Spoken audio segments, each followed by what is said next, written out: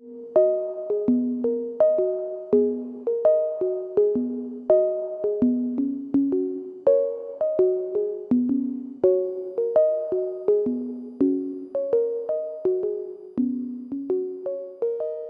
Caio, ele tem o TDAH e o transtorno opositor.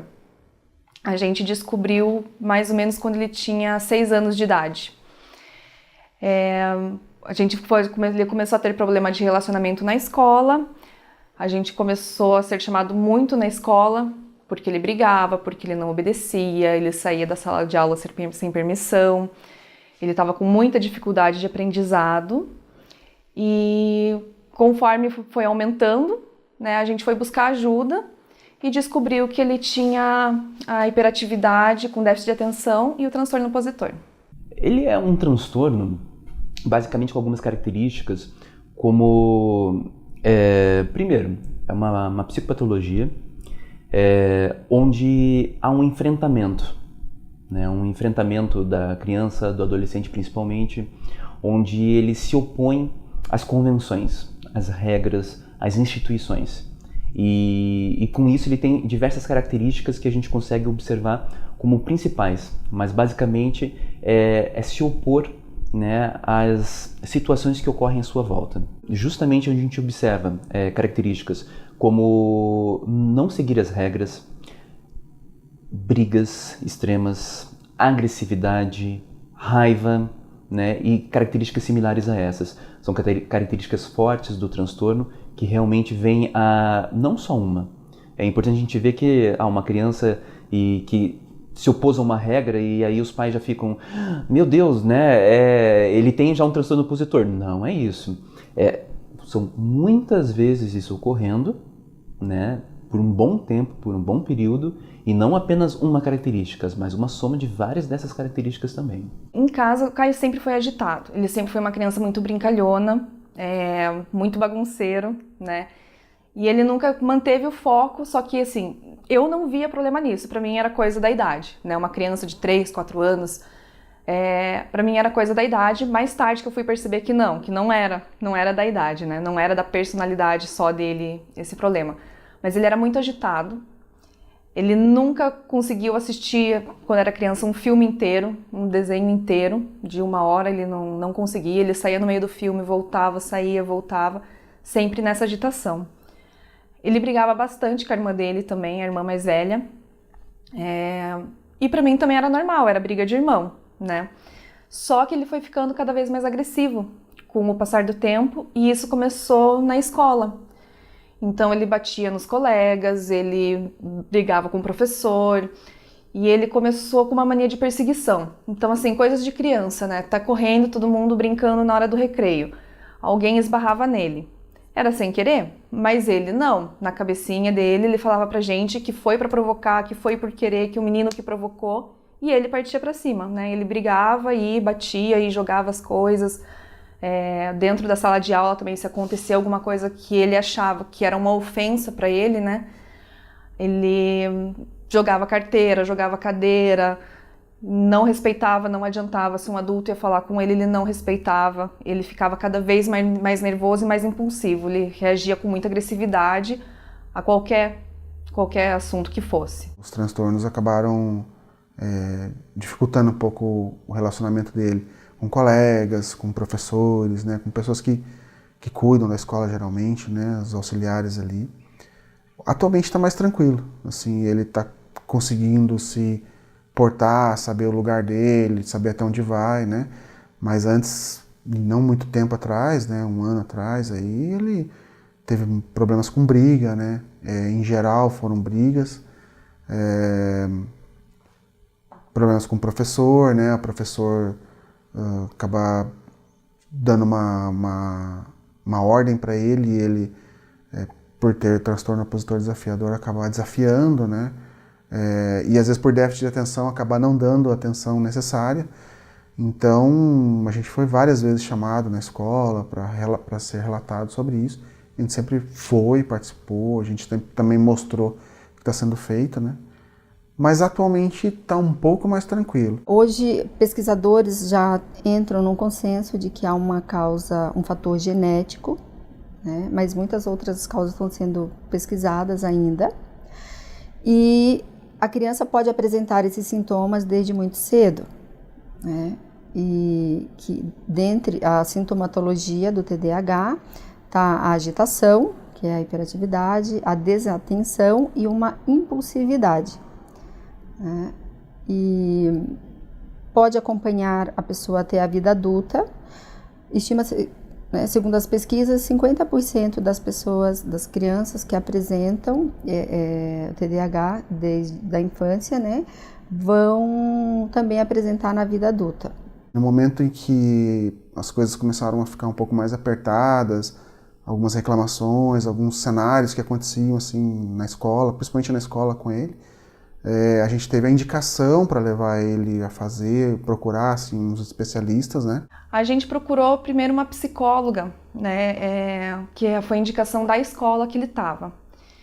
E a gente foi, eu e meu esposo, a gente conversou e essa psicóloga fazia parte de uma equipe da Unicamp, era um grupo de estudos. E aí ela conseguiu pra gente uma vaga para o Caio entrar, né, nesse tratamento pela Unicamp. Então ele ficou cerca de 3 meses fazendo avaliações com psicólogos e psiquiatras de lá. E no final desses 3 meses veio o diagnóstico de hiperatividade, déficit de atenção. O transtorno opositor veio mais tarde um pouco, né? Primeiro veio só do TDAH. E o início com medicamento. Até ele se adaptar com a medicação levou cerca de 4 a 6 meses, mais ou menos. Que o começo da medicação é muito difícil, a você acertar a dosagem também, né?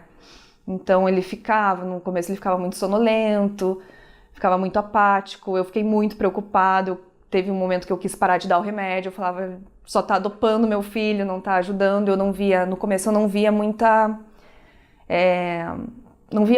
solução assim com a medicação, porque até a gente ajustar a dose, parecia que ele só tava dopado de remédio, ficava lá apático, né? E a partir do momento que a gente conseguiu ajustar a medicação e a terapia, ele aprendeu a ler no último mês de aula, assim que deslanchou, foi embora e a gente não teve mais problema com questão de ensino com ele. Há questões medicamentosas que estão associadas, geralmente às comorbidades, e elas são muito utilizadas e em vários momentos muito importantes também para a gente conseguir amenizar alguns sintomas, para conseguir ter abertura maior e uma melhor adesão também para a terapia. Então, há uso de medicações específicas, né? Mas assim, não específicas para o TDO, né? Para o TOD que a gente chama, mas sim para as comorbidades que ocorrem, e isso auxilia sim no processo terapêutico. Comorbidade é o termo utilizado para se referir a 2 ou mais doenças, nesse caso transtornos, ao mesmo tempo, né, simultaneamente numa mesma pessoa. Então, por exemplo, o TDAH, né, conhece hoje, depois de muitos estudos, muitas pesquisas, de que é um transtorno que tem muitas comorbidades. Entre elas estão transtorno de humor, como bipolaridade, o transtorno opositor desafiador, transtornos de ansiedade, de aprendizagem, como dislexia, depressão. Então, muitos transtornos realmente, né, podem aparecer juntos com o TDAH e é um fator complicador, né, no diagnóstico, muitas vezes, porque não se sabe a predominância de qual, né? Às vezes um encobre o outro no início, mas é preciso um longo tempo de investigação, de avaliação com a criança, de observação, para estar vendo quais, né, se existe alguma comorbidade no TDAH. Caso exista, todos precisam ser tratados. Desde que a gente descobriu o transtorno, eu comecei a ler muito sobre o assunto, né? Ver pesquisas e tudo mais. Então tinha coisa que não encaixava, né? E eu sempre tinha aquela pulga atrás da orelha, né? Não é só isso, porque tem alguma coisa faltando ali. E numa das conversas com o psiquiatra e com o psicólogo, quando eles passaram esse diagnóstico, aí esclareceu muita coisa pra gente. E a nossa mudança de postura também, de saber que, assim, não adiantava a gente ficar muitas vezes batendo de frente com ele, que não ia resolver a situação. Então a gente aprendeu maneiras de contornar a situação, fazendo ele entender que ele está errado, mas sem bater de frente com ele. Então foi uma valia muito grande isso também, né? Descobrir mais esse transtorno, porque ajudou a esclarecer um comportamento que a gente ainda tinha dificuldade de lidar. Eu tratei com normalidade, apesar de não saber exatamente o que isso significava. Normalmente, né, dentro da cultura que eu fui criado, você falar em transtorno, a palavra transtorno, é um tanto quanto pesado. Porém, assim, a gente está sempre cercado de pessoas, né, que entendem um pouco mais. Então, tinha psicólogo, psiquiatra. Então, assim, eu não sofri nenhum impacto, assim, né, a não ser pelo fato de que é uma coisa que tem que ter um acompanhamento permanente, né, tem um desenvolvimento permanente dele para que isso amenize, né, que a gente sabe que vai ser da personalidade dele, né, tá intrínseco aí na maneira dele ser. Então apenas levar, né, entender que tem que estar junto, próximo. Há questões, as mais faladas são as genéticas, né? Há assim uma questão, ou genética, a gente tem histórico de pais que já tiveram características muito similares na sua adolescência e infância, avós também que tinham certas características, então a gente tem esse viés genético de probabilidade e também certas alterações neurofuncionais, né? E isso que ocasiona os transtornos. Para a família é uma luta diária, né? Então, assim, a gente precisa ter muita paciência, precisa ter muita calma, entender que, assim, você vai repetir 1 milhão de vezes a mesma coisa, que não assim, eu já falei 3 vezes e você ainda não fez. Por exemplo, ele esquece, né? Eu falo assim, Caio, toma um remédio, dou na mão dele. A irmã dele fala com ele, quando eu vejo o remédio ficou em cima da mesa, porque ele já esqueceu que ele estava indo tomar o remédio, né? Então, assim, é um trabalho diário de paciência e de compreensão de que, assim, você precisa repetir, você não pode desistir, você tem que acreditar no tratamento que você está fazendo, você tem que confiar no profissional que está atendendo seu filho, né? E para ele, assim, hoje eu vejo que ele tem muita tranquilidade para falar, ele já se aceitou, né? No começo ele ficava meio assim, sabe? Hoje eu tô nervoso porque eu tomei mais tarde meu remédio, sabe? Então ele usava umas desculpas desse tipo, assim. E hoje em dia ele já se aceita mais e ele sabe que, assim como tem um problema de concentração, ele sabe que ele é capaz de muita coisa, né? Às vezes mais do que a gente, porque o foco dele, quando ele tá medicado, ele consegue prestar atenção em várias coisas ao mesmo tempo, mais do que a gente consegue. E a agilidade que ele tem, às vezes, para fazer as coisas também, assim, então ele consegue ver o lado bom, né? Ele percebe que não é só, assim, eu vou ter que cuidar desse transtorno pro resto da minha vida para eu conseguir. Ele tem a consciência de que, da mesma forma que tem o transtorno, que tem parte que atrapalha, tem parte que ajuda. Para ele, então, eu acho que ele já se aceitou como ele é. Normalmente, quando uma criança chega até aqui o consultório, já está com uma série de prejuízos, mesmo as crianças mais novas. Uma criança de 5, 6 anos, ela já está tendo prejuízo da parte pedagógica, né, por ter essa dificuldade de se concentrar nas aulas, de obedecer às regras. Então, é uma criança que já está com alguns prejuízos, né, dessa ordem, e também das relações com os amigos, por ter uma impulsividade. Então é uma criança que muitas vezes bate ou machuca os colegas, às vezes mesmo sem querer, um pouco mais estabanado, né? E acaba que isso também vai trazendo prejuízo nos relacionamentos da criança, que a gente sabe que é muito importante também nessa idade, na escola, né? A gente falava para ele assim, Caio, você tem amigos? Quem são seus amigos? A gente pedia nomes, né? A gente pedia se os amigos torcem para que time, para ver o quanto que ele sabia dos outros, porque por aí você vai pegando se tem interação ou não, né? E ele sabia muito pouco, ele tinha um pouco de dificuldade por um tempo. Isso eu diria para você que foi lá pelo 5º ano, 6º ano. Aí foi um período que ele ficou um pouco mais isolado, assim, sabe? Que ele estava tendo essa dificuldade.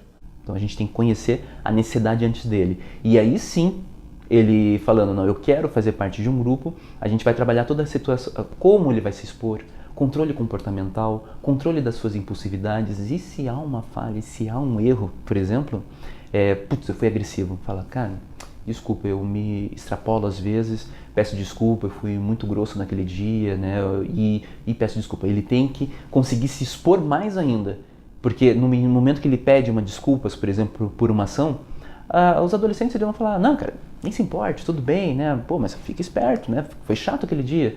E ele vai controlar, mas ele, em vez de ele fugir, ele vai ter que enfrentar mais a situação. Eu acho o trabalho do psicólogo muito importante. Eu acho que, assim, independente se você tem um transtorno específico ou não, todo mundo devia ir. Tem pessoas que acham importantíssimo e tem pessoas que acham besteira. Ah, mas vai lá pra ficar falando coisa que a pessoa já sabe. Por que eu vou lá pra falar coisa que eu sei? Então, o preconceito é muito grande, tanto com o psicólogo quanto com o psiquiatra, né? O psiquiatra, eu acho que assim, é para quem tem uma condição que realmente precisa entrar com medicação e tudo mais. Agora, o psicólogo, se eu tivesse dinheiro, minha família toda ia. Porque eu acho que tem um papel importante para o autoconhecimento de cada um, né?